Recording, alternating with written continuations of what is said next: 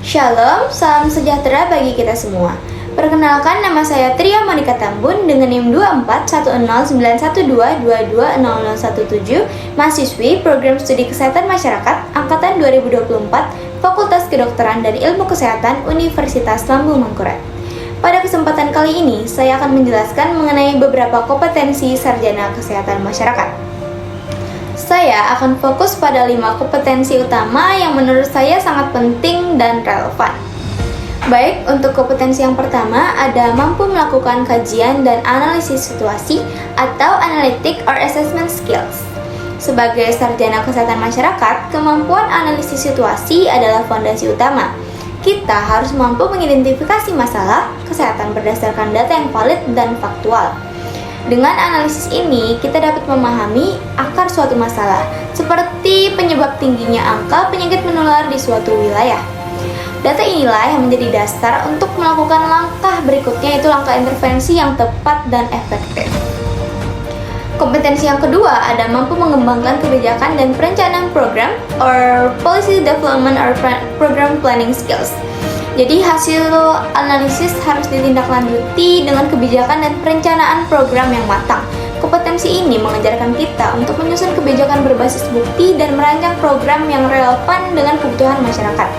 Sebagai contoh, program imunisasi massal atau kampanye hidup sehat hanya akan berhasil jika didukung dengan perencanaan yang terstruktur dan menyeluruh.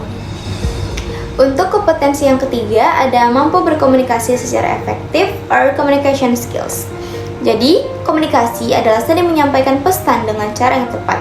Dalam dunia kesehatan masyarakat, kita dituntut untuk menyampaikan informasi yang rumit, seperti pentingnya vaksinasi atau pencegahan penyakit, dengan bahasa yang sederhana dan mudah dipahami oleh masyarakat. Komunikasi yang efektif tidak hanya menyampaikan pesan, tetapi juga hanya mampu menginspirasi tindakan positif.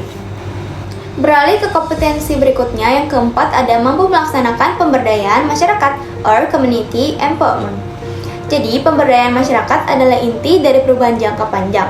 Sebagai seorang profesional kesehatan masyarakat, kita tidak hanya berperan sebagai pengajar, tetapi juga sebagai fasilitator yang mendorong masyarakat untuk mengambil peran aktif dalam menjaga kesehatan mereka. Misalnya, melibatkan masyarakat dalam pengelolaan posyandu atau sanitasi lingkungan. Dengan memberdayakan mereka, perubahan akan lebih berkelanjutan. Yang terakhir, yang kelima, ada memiliki kemampuan kepemimpinan dan berpikir sistem or leadership and system thinking skills. Jadi, sebagai pemimpin di bidang kesehatan masyarakat, kita itu harus mampu melihat gambaran besar dan memahami kompleksitas sistem kesehatan. Kemampuan ini meliputi koordinasi berbagai pihak seperti pemerintahan, tenaga medis, hingga masyarakat untuk mencapai tujuan kesehatan bersama.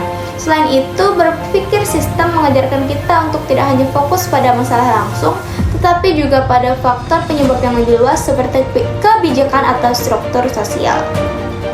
Baik, jadi kelima kompetensi ini saling melengkapi dan menjadi modal utama bagi sarjana kesehatan masyarakat untuk berkontribusi nyata dalam pembangunan kesehatan bangsa.